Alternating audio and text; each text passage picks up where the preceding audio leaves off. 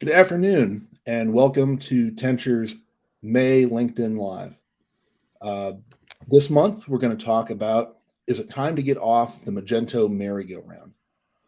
Joining me today is David Crow of Ultra Commerce, and we're going to discuss Magento and the merry-go-round that it presents, and some of the issues that people are going to be facing. So, Dave, welcome to the show. Jason, it's great to be here. It's always a pleasure to speak with you and have our friends at Tensure invite me on your monthly LinkedIn live sessions. Very much looking forward to this. Love the play on words here in the title and the topic for today. I had a couple customers say that very thing to me that said they're tired of the merry-go-round and wondering how and when or if it's time to get off. So looking forward to today's discussion. Hopefully the folks joining us online will come in with some live comments and questions. We do have some folks prepared to answer any questions or comments as they come in. Great. So just so folks know that we're going to talk about two different parts today. Pain points associated with Magento in general, and then some that are more specific to the end of life. So let's just start with the end of life, Dave. There's basically there's a current version that's going to be ending soon. There's another version that's already got an end of life out there. What's the implications of these end of life? Well, that's a great lead in, Jay. So Magento 243 is end of life at the end of September of this year.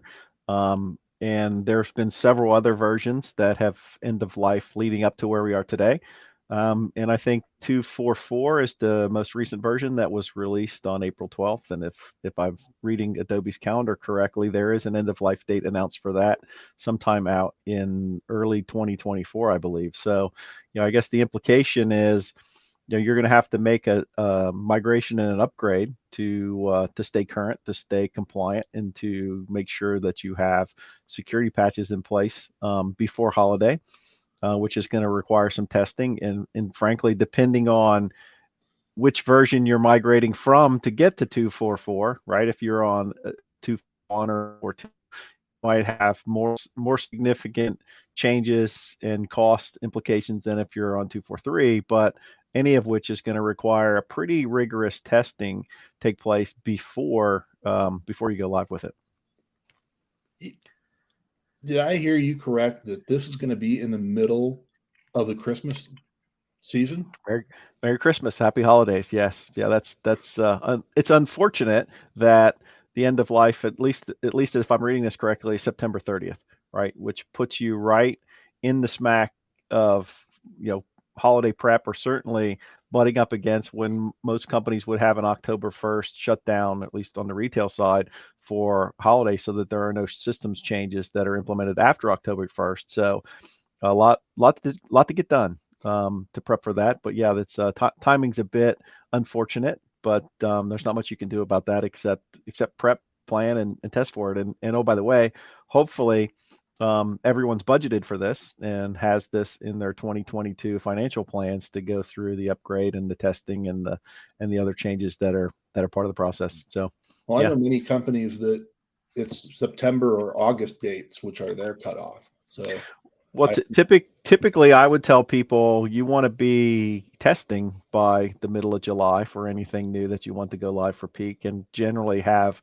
a go live date that would be either September 1st or sometime right after Labor Day, so that you've got plenty of time. And then October 1st becomes kind of a fallback, last ditch. This is the absolute drop dead date. Now, I've heard of companies doing things where pushing in major systems upgrades later in the peak than that, mid-October, late October.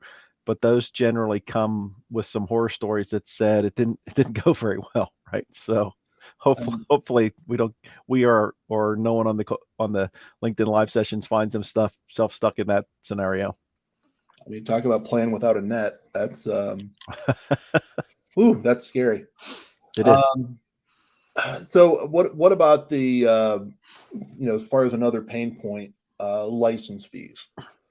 Yeah, look, it's the fees in general, the license fees are going to be dependent on what somebody's current agreement looks like with Magento. Where if you're at the end of your license, now be a good time. You've probably got a renewal contract in front of you from them, or if it's coming up around that same time frame, you might want to start asking questions now about what that's going to cost is going to look like. We have heard of people getting cost increases, but I'll leave that for them to deal with because I'm not an Adobe customer.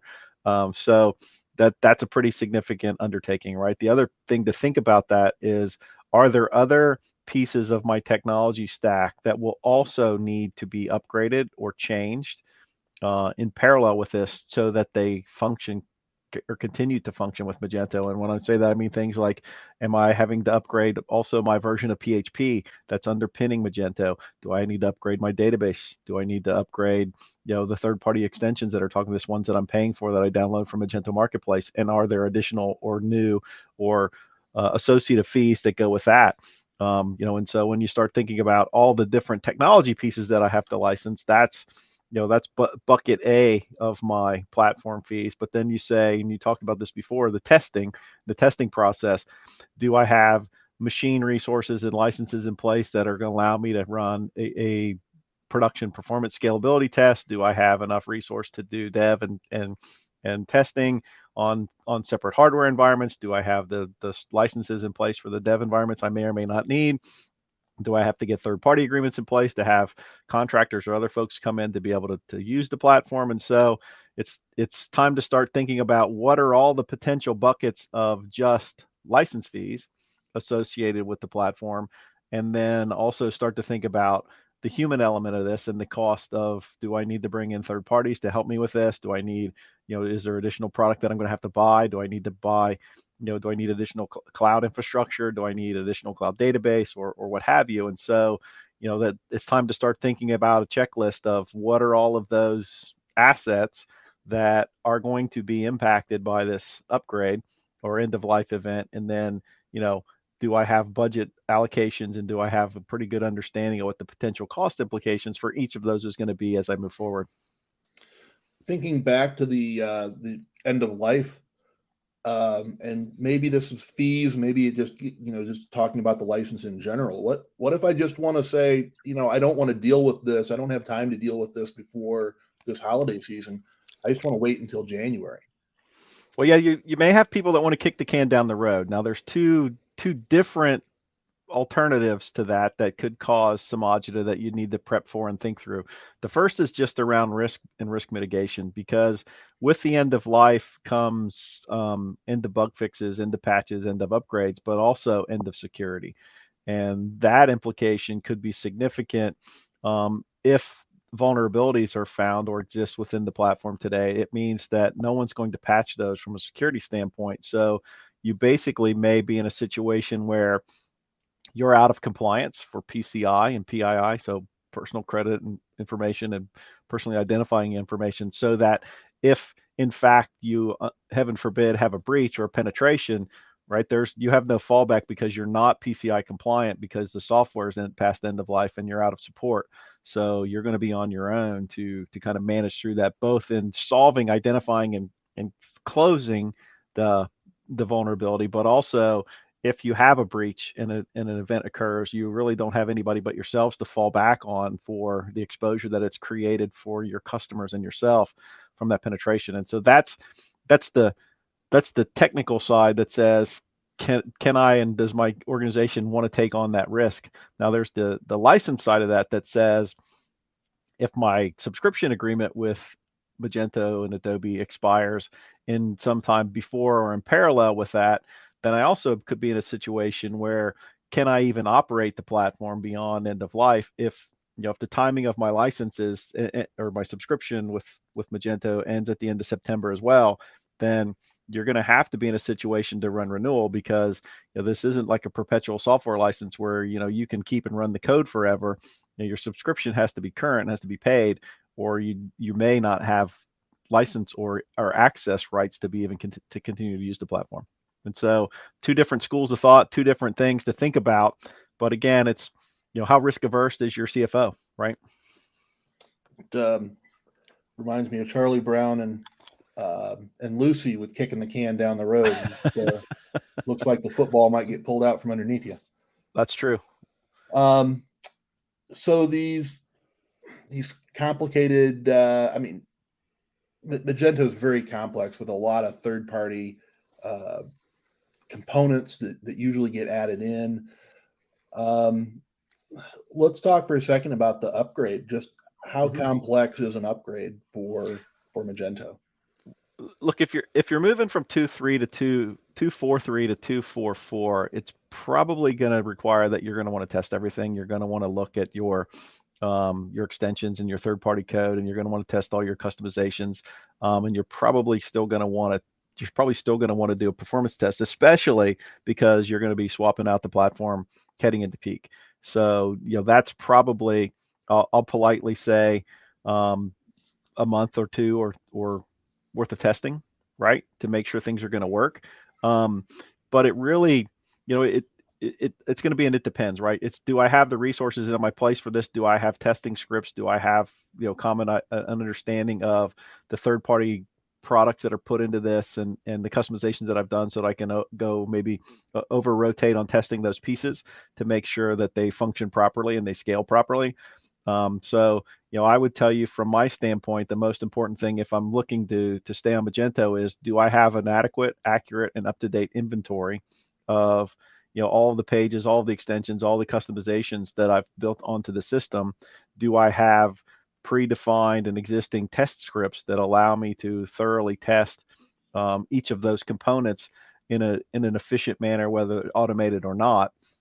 And do I have the physical resources from a testing standpoint in terms of test data and environments to allow me to conduct the test? And if the answer to those things is yes to every one of those, then it's probably something that your team's used to doing on a routine basis. Unfortunately, in some cases, as the slide indicates here, you're probably used to doing this on a fairly regular basis with the pace at which new products been rolling out from the vendor over the last several years. So maybe you spend a month and a half doing this, and it's something that your team's used to doing, and it's a blip on the radar.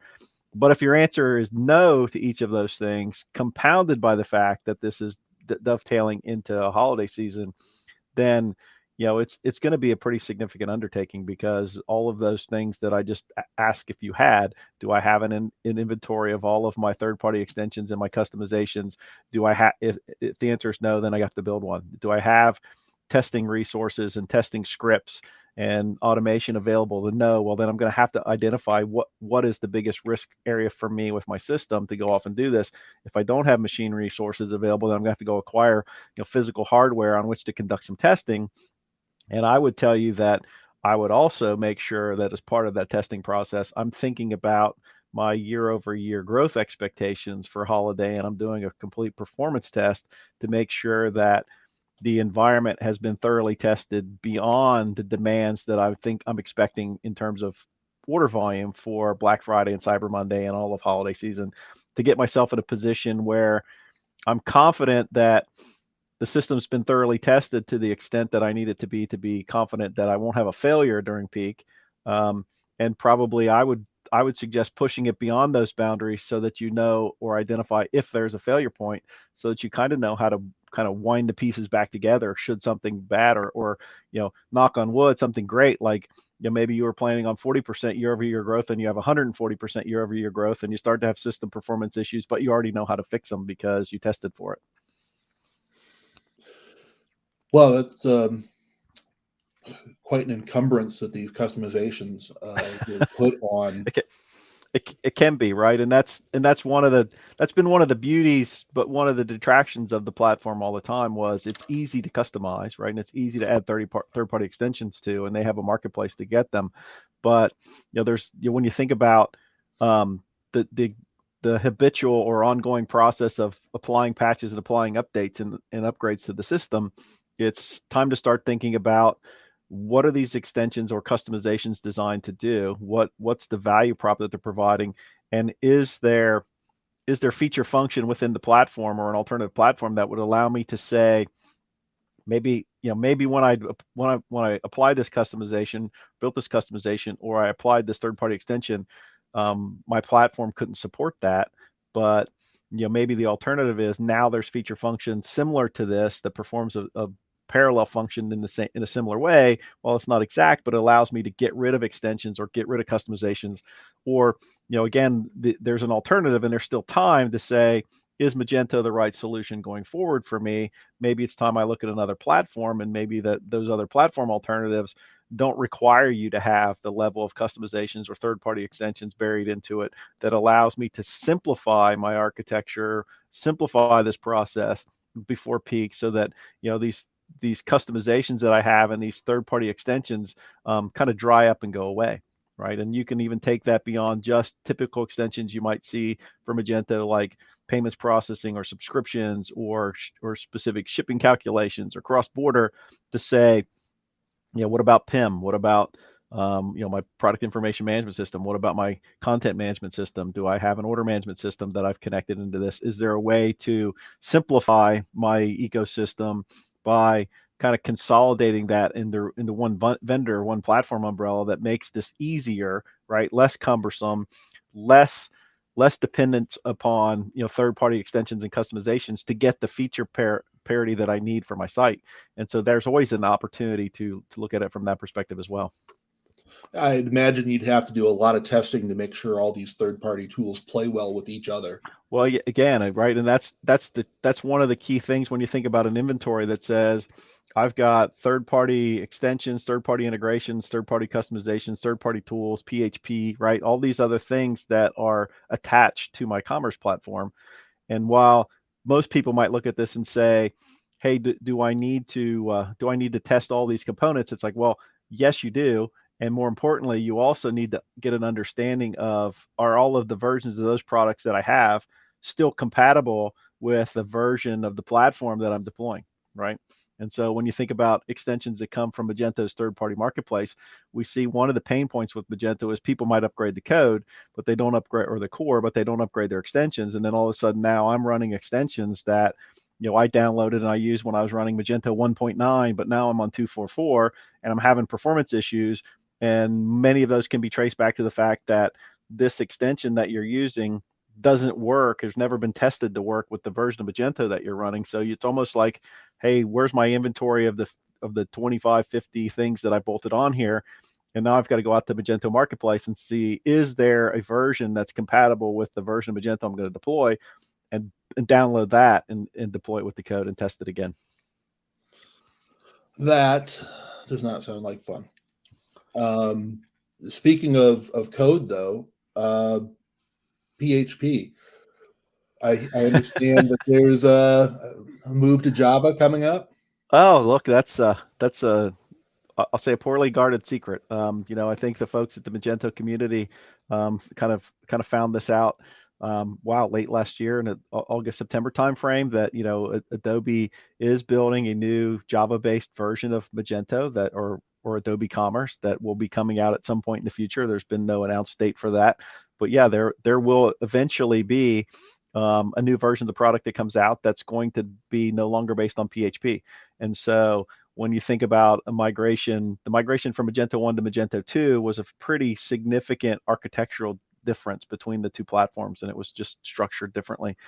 I'd have to imagine that whatever they're going to call the new platform is going to be equally as significant an architectural change or deviation from what was there before. And while it may be improved, right, it's going to be different and it's going to be significant. So, in addition to the upgrades and changes now, you're also looking at a complete architecture replatform, and it really will be a replatform.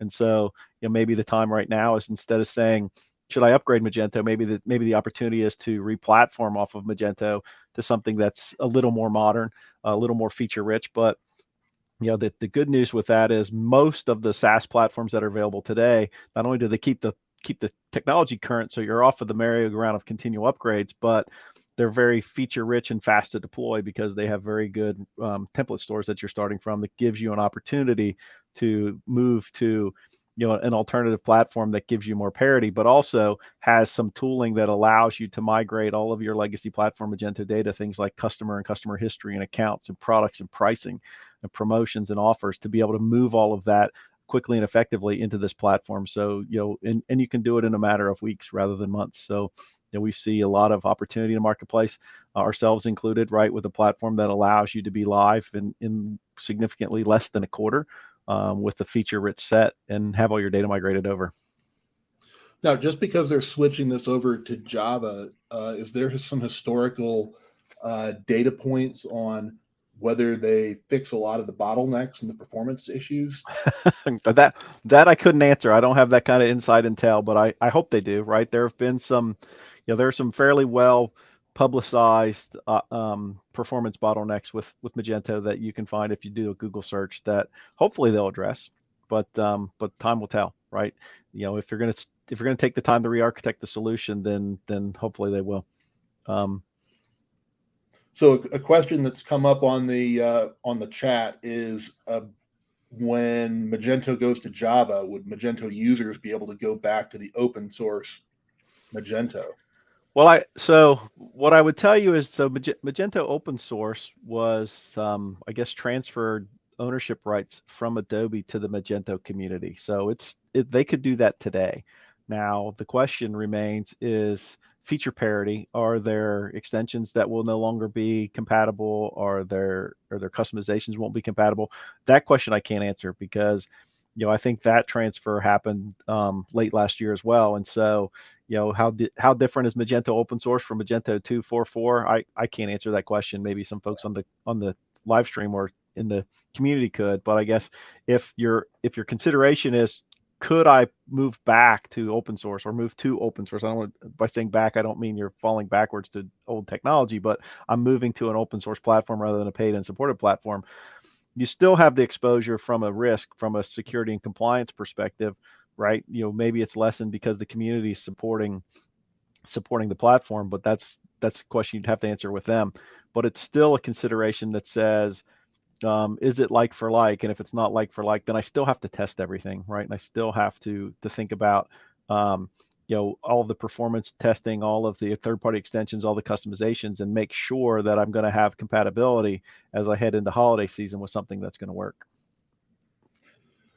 Yeah, testing. It seems like we've been beating up on this the whole LinkedIn session here. Mm-hmm. I guess any thoughts between testing and performance, and the implications of not having enough testing or enough regression testing? Look, that to me, that's always the paranoia, because I've always been taught over my career in tech and e-commerce specifically that testing should be at least 60% of the project effort, or you're going to miss something and you're going to leave something out. So, having a good test bed and good test data and a regression environment and an approach and tooling and automation is always really helpful. Performance testing, I think, is even more critical when you start talking about something that you're going to change significantly heading into holiday season.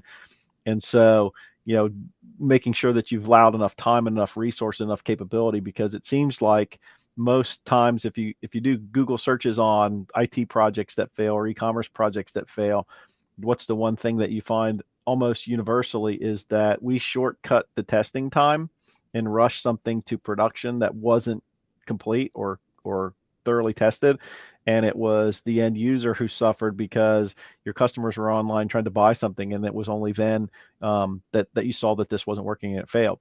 Now, from a performance perspective, right, I should be testing for performance and scale based beyond what I'm expecting to perform, which means I need to have a performance test environment so I can load test this against expected loads with real production or simulated production users and production database sizes and concurrency, so that I can identify, do I have bottlenecks, right? And so, the challenge with that becomes, that's also a place where you see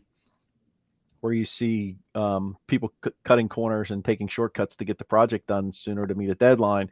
And then by the time you find out it's a problem, it's too late, because the performance issue has impacted the fact that, I expected to have 10,000 concurrent users and now I have 100,000 concurrent users because I have the hot item that's for sale this year and I can't satisfy demand. And oh, by the way, I really didn't end up selling anything because the performance was so high, I just crashed the entire environment. And so that's why it's important to do performance and scalability tested, because some of the known limitations and performance challenges that do exist within the solution or the platform are large carts, large number of volumes of users, concurrent users, all banging the same hot product.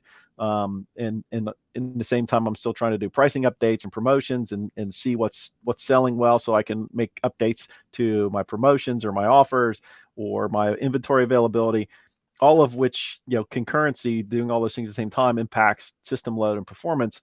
And if I haven't tested for that, then I'm not going to see those until it's too late. And by too late, it could mean that, it's Black Friday at 3 o'clock in the afternoon, and everything was humming along really well, and then all of a sudden we drop a promotion and usage spikes and the system crashes, and now it's the next Wednesday before everything is sorted out and back online. And by that time, did all the customers I thought I was going to have, who were pounding the system that caused it to crash in the first place, did they just go somewhere else to buy what they're looking for?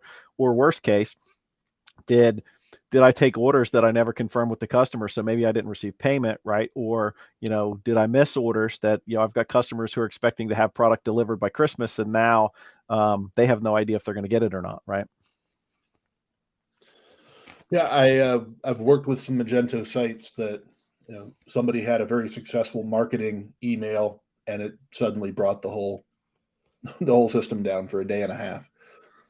So Yeah, very good stuff. Any final thoughts? I mean, we're getting close to our look, half-hour time. we had I guess a couple. One of them, there's a question that just came in that says, if somebody wants to look at another platform, how do they limit cost to do things in parallel?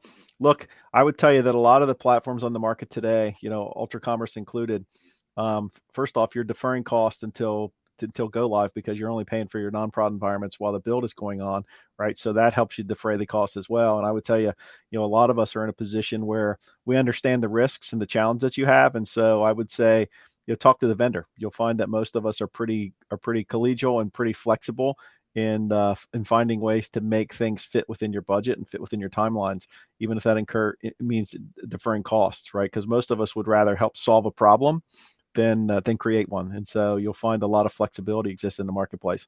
And I guess in a final thought, I would say, if any of this scared you, right, or if you have concerns about the right approach you should take or the best approach to take, then you can reach out to folks like Tensure, or your current existing solution partner, and just say, what do I do, right? I don't have an inventory of everything that needs built. I don't know what my customizations are. I don't know what my testing strategy should be.